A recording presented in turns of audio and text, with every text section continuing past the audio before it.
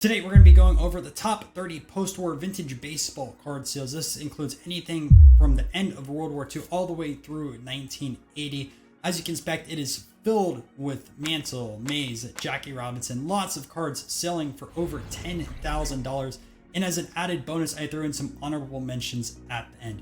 All right, let's go through this list. Our first card on the list this week is a 1954 Ernie Banks PSA 7. This sold at Probstein for slightly under $7,000. Now, one thing to know about these cards is a lot of these are chopped off right here at the name. This does have a little bit of space, which is really nice. It is an old label, so potentially if it did not start with a 0, the sale could have been a little bit higher. But this looks pretty nice in comparison to a lot of the old label seals, although it is pretty off-centered left to right. You guys can see the space over here compared to over there. And then we turn over the back too, there's minimal damage. A lot of these are going to be chipped really badly here at the bottom just because of the color board. Up next, we have a Bert Blyleven. Now, what's really nice about this one is it's a new label and it's also the mini, which is a lot tougher to find than the full-size cards. Now, the 75s are very tough to find in high grade, especially because these colored borders. So think of them like 71s. So you can see like really crisp corners on this side of things. You don't see 10s all the time. And then we flip it over to the back over here. Really good pitcher, Hall of Fame, level 3,000 strikeouts if you're not too familiar with him. Our first Jackie Robinson on the list. This was a best offer, so 8,000 is crossed out. It actually sold for $7,200. Again, old label, really old school slab on this one, which a lot of these won't cross over if you sent them in today with the same exact thing raw. But regardless, registry people do want to have these, and it is also a high grade Jackie. It definitely does look really nice. This 1953 Mays 5 is sold for $7,400, and I think it's a pretty good looking one. Usually down over here at the bottom right, these are chipped pretty badly, and for 5, it looks fairly clean. I mean, I don't have it in hand, so I can't say it's undergraded or not, but it presents very well for a PSA 5. We have a 1952 Bowman Mantle. Now, if this was the top, so it'd be way more expensive, but this 6 sold for $8,000. Now, this is, in my opinion, a poor 6 just because of the centering. Like, look, a little bit on here at the top, but quite a lot here at the bottom. And honestly, maybe it's my screen, but this bottom left corner doesn't look the best. So this one sold for $78.50. And let's turn over the back on this side of things. Doesn't look too bad. Well, this is his second Bowman card, if you're not too familiar, 1951 Bowman rookie card, which we'll see a little bit later here on in the list. Now, this is something you don't see all the time. 1951 Pete Reiser. This got a PSA 10 and sold outright for $8,000. Really nice looking card on this one. Just looks like it came straight out of a pack. Now, a lot of people think Pete Reiser is really good, and unfortunately, he had to deal with injuries as well as kind of a shorter career due to the war. So you can see his stats over here. Pete Reiser, 24.5 wins above replacement, 58 home runs, 295 batting average. Matter of fact, he was actually put in a few top 100 lists up because people took a look at his injury side of things. And you can see he missed 24, 25, and 26, some of his most productive years. And then really didn't even play after the age of 29. So kind of like a big what if over here. Obviously 24.5, if you assume 5 each year, I mean, that's close to 40. And then his injuries come from the war because of all that. Who knows for sure? I didn't do that full research, but a big what if career. And it's still a decent player overall. We have another big Willie Mays seal. This one got an 8, old label too. And again, I'm not the huge fan of the centering on this one. It looks a little bit off top to bottom. And I don't know if we get an 8 today if it got sent in. But regardless, $8,000 final sale for this card. Another $8,000 sale. Here we have a 1948 Leaf Ted Williams. This one's a little bit shifted left to right. And we have the very first generation of PSA slabs. You can see how old school this is, especially with the letters over here. But a very popular card for Ted Williams. Not as popular as his 3940 or like 41 play ball, but it's still quite expensive on that side of things. And you have a classic set that features a lot of short prints and also iconic rookie cards. We have a very high graded 1948 Bowman Yogi Berra. This is one of his first cards. I know a lot of people in the hobby do consider it a rookie card, but he does have a 1947, which is a little bit earlier, but a much tougher card to find. I'll be honest, I'm not a huge fan of the 1948 Bowmans. I hate the black and white. I think the colors, or I think the images as well on them are kind of lacking, but they do have their fans, and you can see how this looks. We have the 1949 Bowman and Satchel Paige rookie card on this one, a PSA 6. These are extremely popular among people. Satchel Paige doesn't have a ton of playing day cards if you think about it. So he has both the 49 Bowman and also 49 Leaf. Then he has the 53 tops. And then you could argue if his Pittsburgh exhibit counts as a card because he did come back and pitch a few innings after that. He also has a few other releases from Cleveland, team issue packs. But this 49 Bowman, again, I like the 49 Bowman. It's way better than 1948s.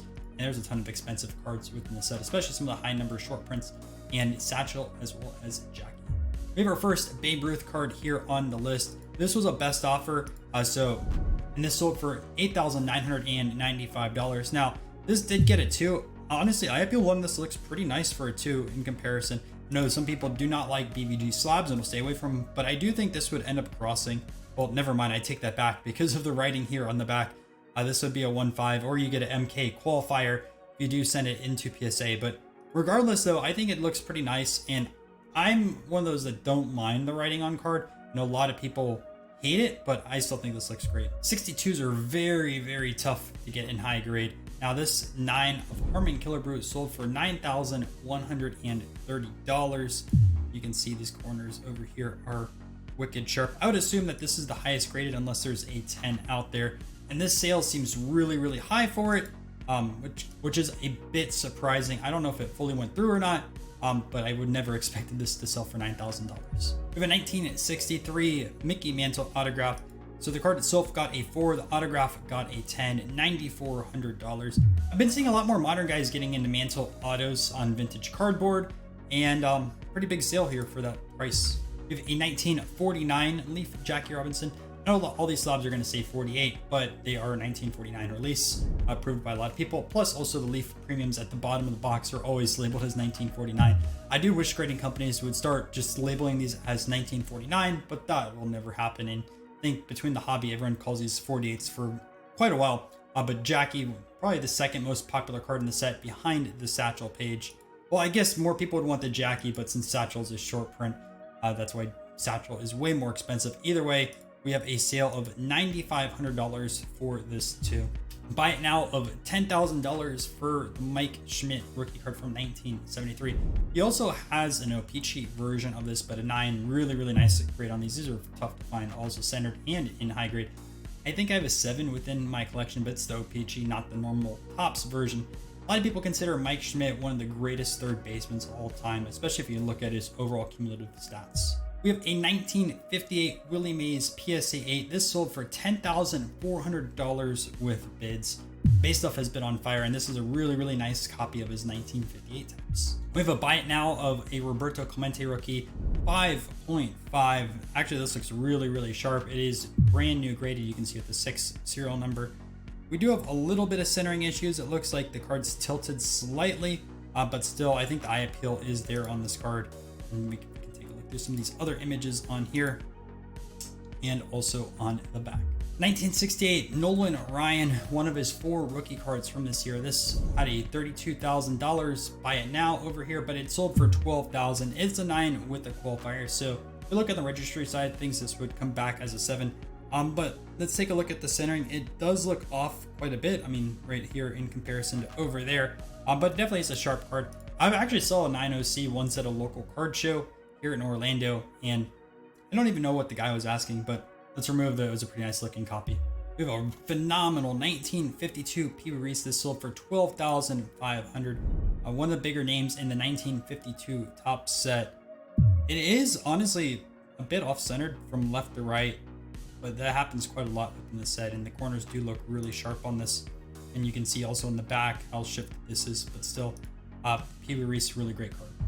We have a 1956 Mickey Mantle in an SGC 8. This sold straight up for $12,678.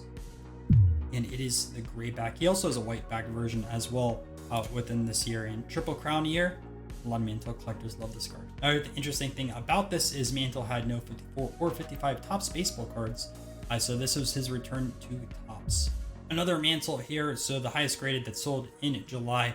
We have the 1951 Bowman, which I assume this card, no matter what grade, will always be on this top 30 list.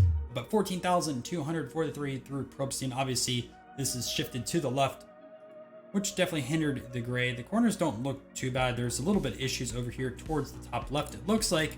But a lot of these are going to be off-centered. And there's definitely a really good premium if you can find this card centered. Another Mickey Mantle, this 1957 8 sold for $14,655. Another really tough release to find centered. In fact, this set itself, 1957 tops and mid-grade, sometimes centering is worth more than the grade itself, which sounds crazy to say, at least for 50s through 70s baseball side of things. But here we go. Another 1952 tops here on the list.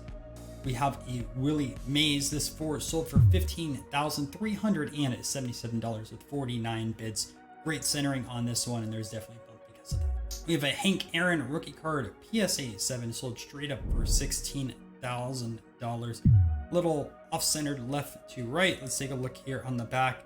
Looks fairly clean overall, although you can see we almost have no border here on the right side of things. Another Mantle 1953 tops. This PSA 6 sold for $18,000. And I mean, besides this issue over there, the bottom left section looks fairly clean, which a lot of times you'll see this marked up pretty bad. Centering doesn't look too bad over here from left to right as well. 1952 jacket is sold for $18,000 in a 4. Again, one of these cards that you'll see every single month on this list, assuming that it does sell for the month, which it should. It's not a rare card by any means. 1951 Willie Mays rookie. This one is sold for $22,000. Pretty sharp, but it is off-center left. We have a 1961 Mantle in a PSA 9. This sold for $23,000. If you're familiar, this is the same year Mantle and Maris fought for 61 home runs. The 1952 Mantle 2.5 sold slightly under $60,000. Definitely one of the most popular cards in the hobby, although I think it is quite overrated, and this will correct long term. But either way, a very high sale on this, and this is a newer label. And lastly, we have a BVG 9 of Pete Rose. This one had a buy it now price of $200,000, but it sold for the strong price of $80,000. And we can take a look over here. There's like virtually no chipping over here, which is very tough to find. And over here, the corners do look pretty sharp. I don't know if someone's gonna buy this and then cross it or just keep it in the slab. It's risky, man. $80,000 for this cart itself. But I guess we'll find out eventually if another one of these do pop up on the market. All right, let's go over some honorable mentions. Up first, we have a 1975 O-Pee-Chee Nolan Ryan. We talked about the minis and now they have normal sizes. Well, they also were printed in Canada. This started as a buy it now at $10,000, but sold for $6,750. 1949 Bowman Sheldon Jones. This one is sold for slightly under $6,000. I wasn't too familiar with who Sheldon Jones was. Didn't look like he had too long of a career. He had accumulated 5 WAR with 54 wins, 260 games, 413 strikeouts with 920 innings pitched, and played between 1946 and 1953. The only raw card here on this list, we have a Satchel Paige autograph. Now, very risky to buy raw, obviously, but it does have a JSA certification backing it. This card sold for $5,800. One of the first Stan Musial cards. This had a buy it now price of $8,000, but sold for $5,000. The front actually looks very nice for Propaganda's Montiel. A lot of these will have like ripped corners or creases all over the place. So the eye appeal wise is there. And on the back, it looks great too. I mean, there's a little bit of paper loss over here and there, but still, I think this was a really nice sale, especially for seeing what people were asking for other copies. I know because I've tried to buy this card 3 times and have had no luck. Not this exact same copy, just other Propaganda Montiels. We have a 1952 Bowman Mays. This one sold for $3,800, 5.5. Although I think if this was graded today with SGC centering standards, this would not get that grade. 1947 Warren Spahn Tip Top Bread. A lot of people assume it's 48 Bowman's rookie, but this was a little bit earlier. 4 grades very tough to find on this card, and this one sold for $6,600. 1963 Mickey Mantle. This old label starts with a 0. Sold by Cards Infinity, which crazy enough that was the first YouTuber I watched with sports cards back home in middle school. I used to watch his box breaks, and yeah, kind of cool to throw that back out there. But either way, $6,385, which was a pretty strong sale on this card. And we can take a look over here. There's a little bit of edge wear on both those sides, so I don't know if it would cross to an 8 today if it was sent in raw, but still a pretty strong copy. We have a 1972 Carl Yastrzemski. Now, Yastrzemski's rookie is either like 60 or 61, depending who you ask. But either way, very strong sale on this one with $5,400 for this 10. And obviously 10s aren't too easy to come across on vintage side of things. And our last honorable mention, we have a 1957 Frank Robinson PSE 8. This one sold for $4,800. In my opinion, Frank Robinson is quite frankly underrated, especially for all his accolades that he's had throughout his career. That being said, this is a pretty strong sale. I hope you guys enjoyed this video. If you want to see some other eBay sales for July, I just published a non-sports video over here. Click here right now to watch the list.